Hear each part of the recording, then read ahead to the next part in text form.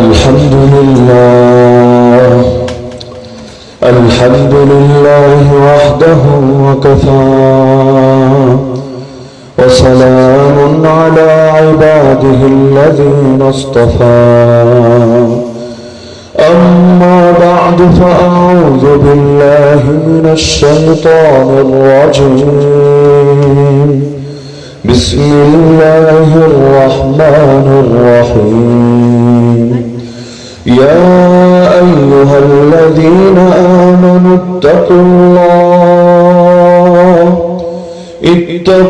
الله حق تقاته ولا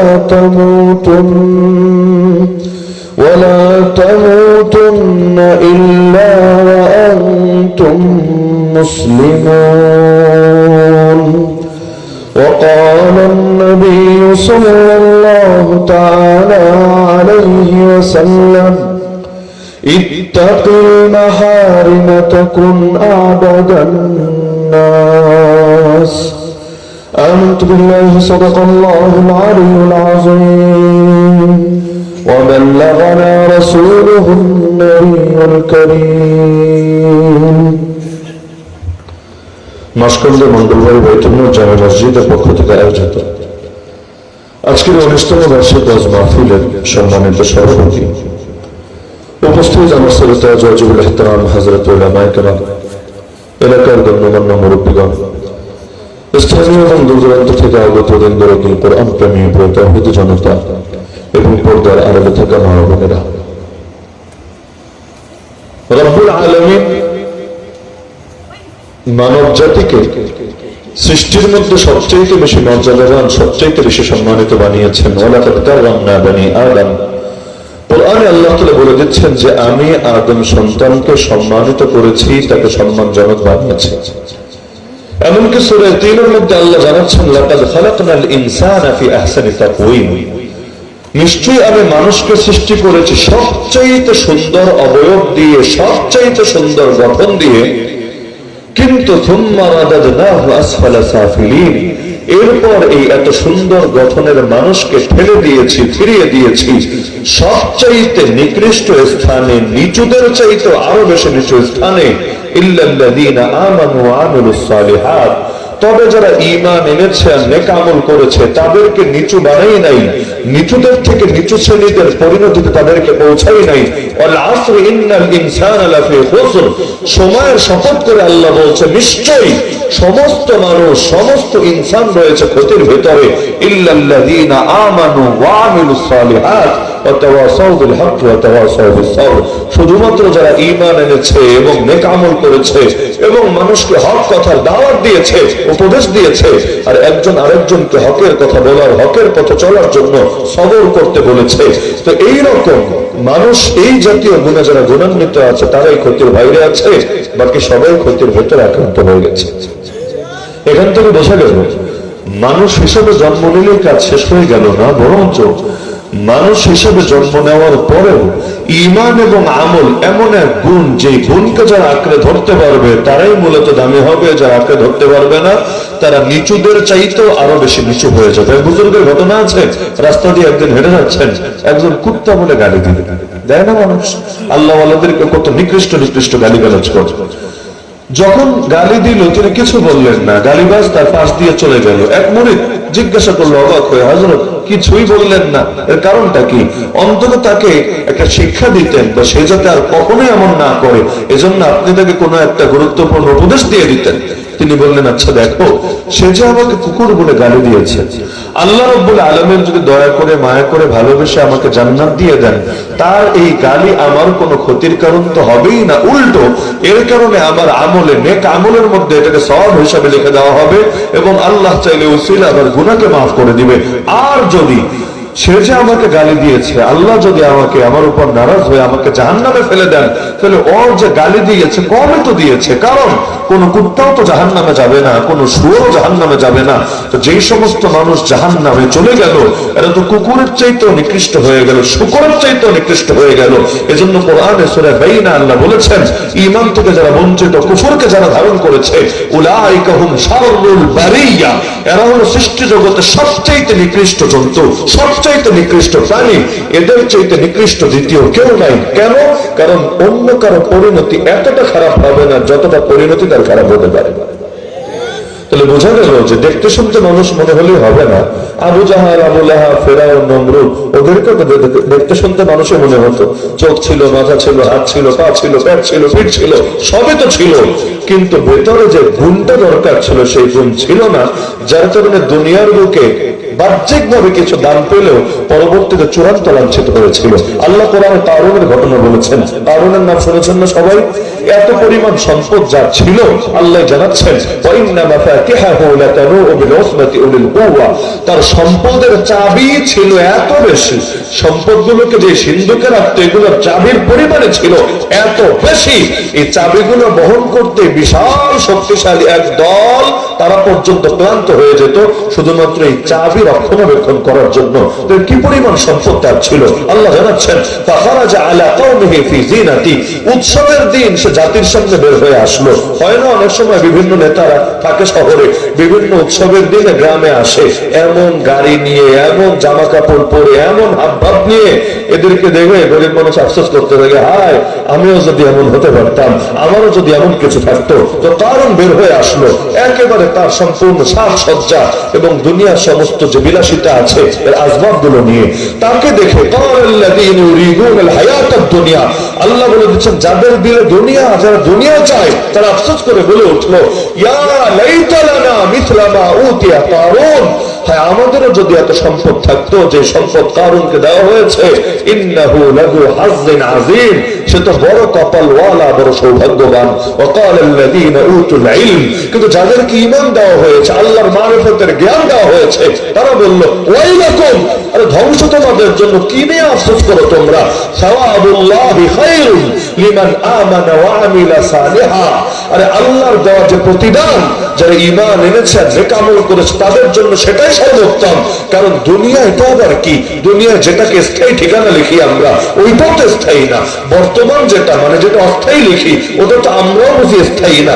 স্থায়ী যেটা লিখি ওটাও তো স্থায়ী না, আমি নিজেই তো স্থায়ী না, এই মাটিও তো স্থায়ী না, কোনো কিছুই তো স্থায়ী না। আর দুনিয়া দারু মাল্লা দার লাহু ওয়া মালু মাল্লা মাল লাহু ওয়া লা ইয়াজমাউ মাল্লা আকল লাহু, দুনিয়া তার বাড়ি যার আসল বাড়ি নাই, দুনিয়া তার মাল যার আসল মাল নাই। শুধু দুনিয়ার জন্য জমা করে তারা যাদের আকল বুদ্ধি বলতে কিছু না। তাহলে দুনিয়ার পেছনে ছুটে ছুটে মানুষ তিলে তিলে নিঃশ্বাস করে, অথচ মূল গুণগুলো থেকে সে বঞ্চিত থাকে। আল্লাহকে, আল্লাহর উপরে বেঈমানি করে, তার সাথে দুনিয়ার লোকের সাথে বেঈমানি করলে তো মানুষ খারাপ বলে। আর যদি হাজারটা ভালো গুণ থাকে কিন্তু দেহ খারাপ হয়, মানুষের সাথে বিভিন্ন বেঈমানি করে, মানুষ কোন চোখে দেখে থাকে, সেখানে আল্লাহর করে তার সঙ্গে যদি বেঈমানি করে, এর চাইতে কত বড়, মানে এর চাইতে বড় দুনিয়াতে পাবে হতে পারে নাকি দুনিয়াতে কেউ? আমরা তো মনে করি কাফের মুশরিক হওয়া কোনো অপরাধ না, আর চুরি করা অপরাধ, ডাকাতি করা অপরাধ, ছিনতাই করা অপরাধ। কিন্তু কাফের মুশরিক সমস্যা কি? একটা ধর্ম মানলেই হলো, প্রত্যেকে নিজ নিজ ধর্ম বিশ্বাস অনুসারে নাকি স্বর্গে যাবে অথবা নরকে যাবে, নাউযুবিল্লাহ মিন যালিক। আরে দুনিয়া মায়ের সাথেই যদি কেউ বেয়াদবি করে, সমাজের লোক তারা কি বলে? তো সেখানে মা কই আর আল্লাহ কই, আল্লাহ কই আর মা কই, কোনো তুলনাই তো চলে না। সেখানে আল্লাহকে আল্লাহর করে তার সঙ্গে শরীক বানায় অথবা তারই স্বীকার করে না, এই লোক যদি অপরাধী না হয়, দুনিয়ার অপরাধী কারো হবে। সুতরাং যদি আমরা মুক্তি পেতে চাই, শুধু দুনিয়ার মুক্তি না, দুনিয়ারও মুক্তি, আখিরাতেরও মুক্তি, আমাদেরকে সবাইকে একটা গুণ মৌলিকভাবে হাসিল করতে হবে। এটা নিয়ে মৌলিকভাবে আজকে শুধু আমি আলোচনা করব। এই গুণটার কোনোই বিকল্প নাই। গুণ তো বহুত দরকার আছে, কিন্তু এই গুণটা প্রত্যেকের জন্য একেবারে ফরজ আইন, যেটা ছাড়া কোনো বিকল্পই নাই। গুণের নামটা সবাই জানেন, আরবিতে বলে সবর। সবর শুনেছেন না জীবনে? তো সবর বলে আমরা বাঙালি বুঝি না। আবার আমরা ভাবি হলো যে বিপদ আপদে পড়লে ধৈর্য ধারণ করে, এটার নামে খালি সবর। ইন্নাল্লাহা মা'আস সাবিরিন, যারা সবর করে তাদের সাথে আল্লাহ আছে, এটা ভুল। এই যে শুধু বিপদে পড়লে ধৈর্য ধারণ করা, শুধু এইটারই সবর মনে করা, আর কোনো কিছুর সবর মনে না করে, এটা চরম ভুল। সবর বলে কারে? সবর তিন জিনিসের নাম, মাথায় গেঁথে রাখবেন। সবর কয় জিনিসের নাম? কয় জিনিসের নাম? এক নম্বর, গুনাহ করতে তো বড় মজা লাগে, গুনাহ ছাড়তে বড়ই কষ্ট লাগে। যেমন যারা বিড়ি সিগারেট ছাড়া চলেই না, এমনকি বাথরুমে গেলেও বিড়ির মহব্বত ছাড়তে পারে না, সেখানেও টানা লাগে না, হলে নাকি লাইনই ক্লিয়ার হয় না। এইরকম লোকেরা যদি বলেন ভাই বিড়ি আর খাইও না, সিগারেট আর খাইও না, ওর জন্য বিড়ি ছাড়া সিগারেট ছাড়া এত সোজা? আমরা দেখতাম ওই যে কারাগার থেকে ওই যখন কোর্টে একটা গাড়ি দিয়ে নেয় না, প্রিজন ভ্যান বলে, প্রিজন ভ্যান দেখেন নাই? মানে খাঁচার মতো একটা গাড়ি, উপর দিয়ে হালকা হালকা ছিদ্র, এই গাড়িতে গুলো তো করে আসামিদেরকে আনা নেওয়া করে। মজার বিষয় হলো যখন আলেম ওলামা ব্যাপকভাবে গ্রেফতার হলো 2021 সালে, একসাথে 1,500-এর বেশি, তো আলেম ওলামারা যখন কোর্টে আনা নেওয়া করতো, তো কোর্টে যখন এই আনা নেওয়ার জন্য গাড়িতে উঠাতো, গাড়িতে তো শুধু হুজুরও থাকতো না, হুজুরও থাকতো, আবার ওই শ্রেণীর লোকে থাকতো। আর জেল হলো এমন একটা জায়গা, এটা হলো বিড়ি সিগারেট আর মাদকের আড্ডা খানা। মানুষ জানে না মাদকের জন্য আসামি ধরে নিয়ে জেলে দেয়, আর বাইরে কি মাদক খায় রে ভাই? এর চাইতে বেশি মাদক তো জেলের ভিতরে গিয়ে খায়। বাইরে তো তার ভয় আছে, না জানে পুলিশ এসে ধরে ফেলে, ওখানে তো ভয় নাই, কারণ জেলের ভিতরে আপনারা আবার কে ধরবে? আছেনই তো জেলে, এখানে কি আর পুলিশ ঢুকবে নাকি এসে আপনারা ধরার জন্য? জেলের মধ্যে যে কি চলে বাইরের মানুষ যদি জানতো। আগে শুনতাম ছোটবেলায় যে অনেক বাপ মা নিজের বাচ্চারা নিজে ধরায় দেয়, কেন? যে বাইরে থাকলে মাদকে জড়ায় গেছে, জেলে কয়েকদিন থাকলে মনে হয় সেই রকম ভালো হয়ে আসবে। ওই পাগলে জানেই না যে বাইরে যতটুকু ছিল ওইটাই বহুত ভালো ছিল, জেলে গেলে আগে কি ছিল এখন বাপ ডাকে ছাড়বে, আগের চাইতে 1000 গুণ বেশি নতুন নতুন অপরাধ যুক্ত হবে। চোর যদি ঢোকে ডাকাত হয়ে বের হয়, সিগারেট যদি খেত আগে তাহলে এখন গাঞ্জা শিখা আর ইয়াবা শিখা তারপর হলে বের হয়। এই হলো অবস্থা। এমন লোক বহুত আছে জীবনে কোনোদিন বিড়ি সিগারেট খায়ও নাই, জেলে গিয়ে শুরু করেছে। একজন দুজন না, অধিকাংশ এমন। মানে জেলে যারা যায় কিন্তু আল্লাহর ভয় দিলে নাই, আলেম ওলামাও না বা নামাজি দিনদার শ্রেণীও না, এদের মধ্যে এমন একটা লোক শতে বা হাজারে খুঁজে পাওয়া যায় কিনা সন্দেহ, যারা জেলে গিয়ে মাঝে মাঝে টান টান দেয় না, মাঝে মাঝে এগুলো তো জড়ায় না। কেন? কারণ তারা কেমন জানি একটা কথা প্রচলিত হয়ে গেছে, এগুলো খেলে নাকি কষ্টটা একটু হালকা লাগে। মানে জেলের ভেতরে তো কষ্ট থাকবেই, পেরেশানি থাকবেই, যদিও কি হালকা লাগে আমার বুঝে ধরে না, আরো বেশি তো পেরেশানি লাগার কথা। কিন্তু দেখা যাচ্ছে টাকা পয়সা দিয়া তারা তরকারি কিনে খায় না, টাকা পয়সা দিয়া প্রয়োজনীয় জিনিস কিনে খায় না, এগুলো দিয়ে চালায়। এমনকি মজার বিষয়, কাশিমপুর কারাগার নগদ টাকা চলে না, কিন্তু বাংলাদেশে তো ঘুষ ছাড়া কামই হয় না। এখানে আপনার পদে পদে জেল মানিয়ে হলে পদে পদে আপনারা বঞ্চিত রাখবে, আর যত বেশি ঘুষ দিতে পারবেন তত সুখে থাকবেন, শান্তিতে থাকবেন। আর নগদ টাকা তো চলে না, ঘুষ দিবেন কি দিয়ে? তো কাশিমপুরের ঘুষের সম্পদের নাম ছিল বড় টাকা, মানে 500 টাকা 1000 টাকা বরাবর হলো বেনসন সিগারেট, আর ছোট টাকা মানে 50 টাকা 20 টাকা এইটার বরাবর হলো আকিস বিড়ি।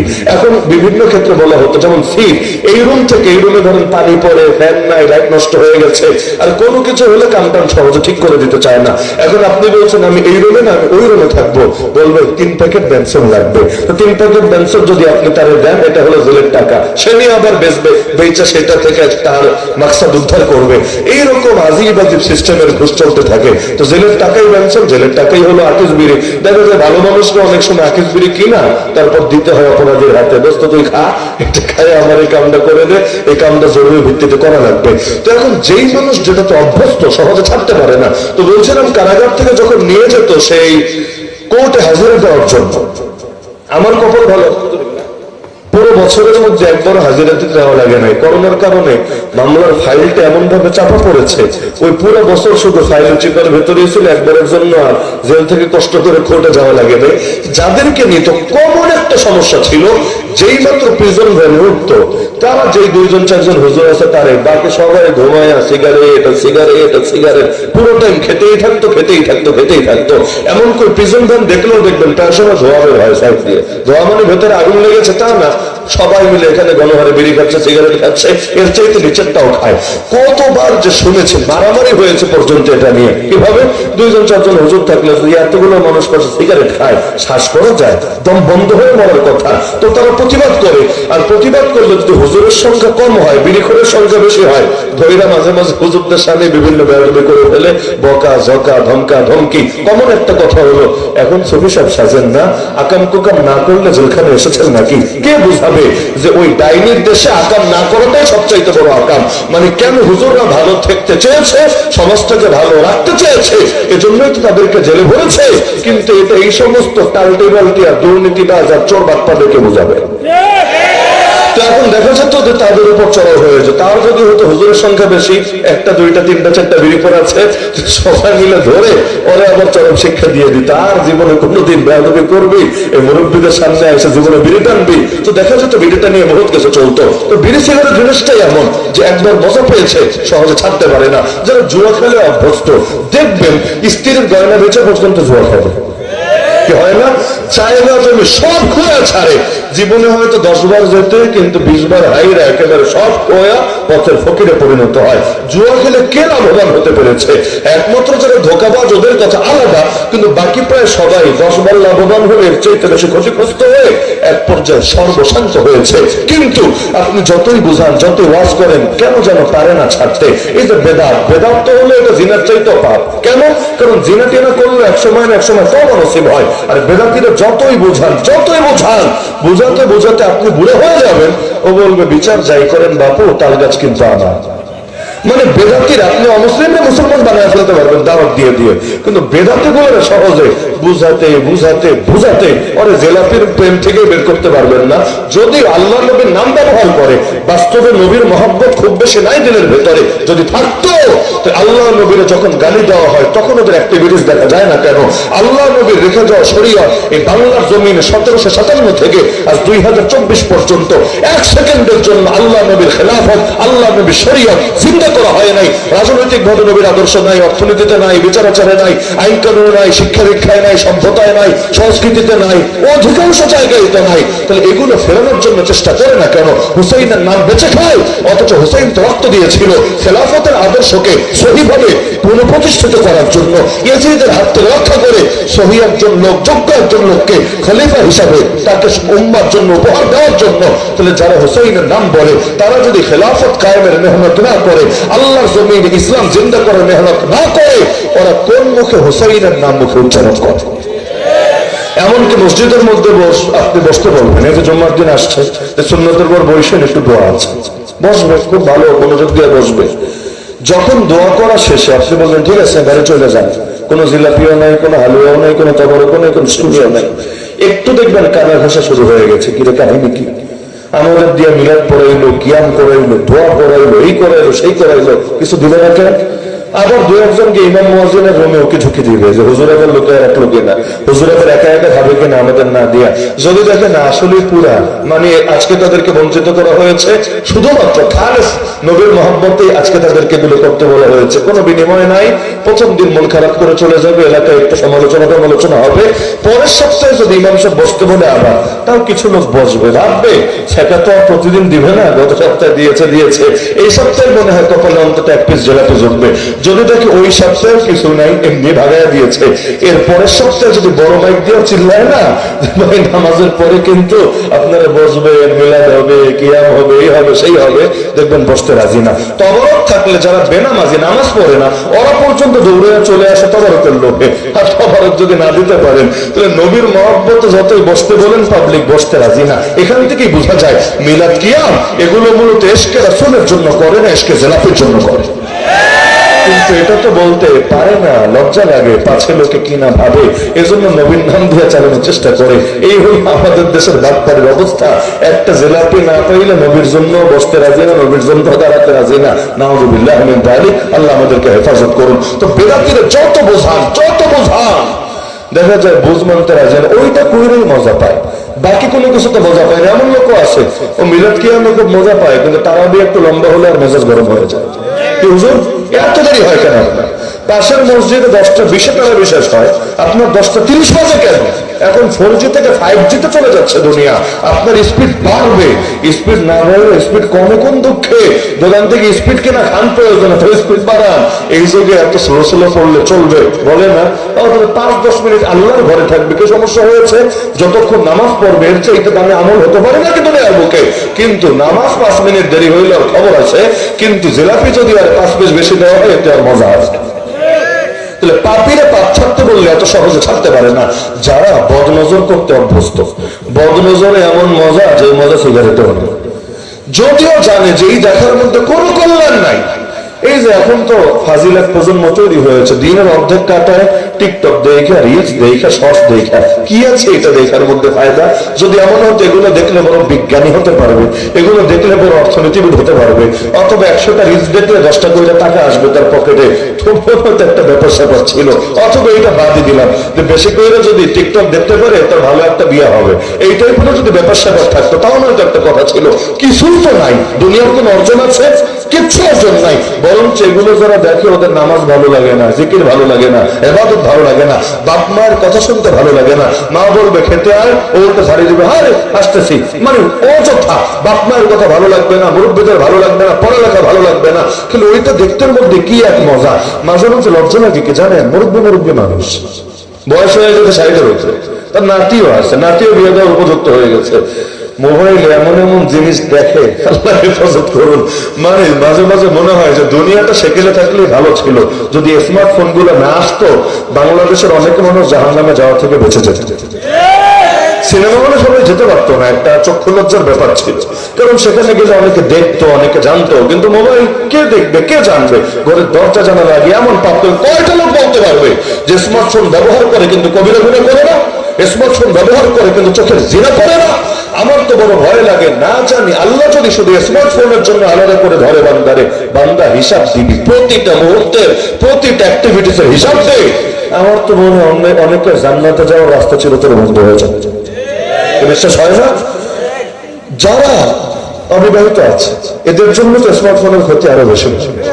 বিবাহিত অনেক সময় বয়স দ্বারা নিয়ন্ত্রিত হয়, কার লগে চ্যাটিং করে, চিটিং করে, পাসওয়ার্ড নিয়ে নিজেও দেখা যায় অনেক সময় নজরদারি করে, একটু চাপে চাপে থাকে। যারা বিয়ে শাদী করে নাই, এই বিছানায় মোবাইল নিয়ে যাওয়ার চাইতে এই জামানায় বড় রিস্কের দ্বিতীয় কোনো ব্যাপার নেই। বিছানায় নিয়ে যাবে এমনি, কারণ মোবাইলটা লগে রাখবে, অ্যালার্ম বাজবে, ফজরের সময় অ্যালার্ম বাজবে, অ্যালার্ম বন্ধ করবে, ঢুকবে, ঘুমের আগে 5 মিনিট একটু দেখি তো নোটিফিকেশন চেক দিই, কেউ আমার মেসেজ টেসেজ দিল কিনা, অথবা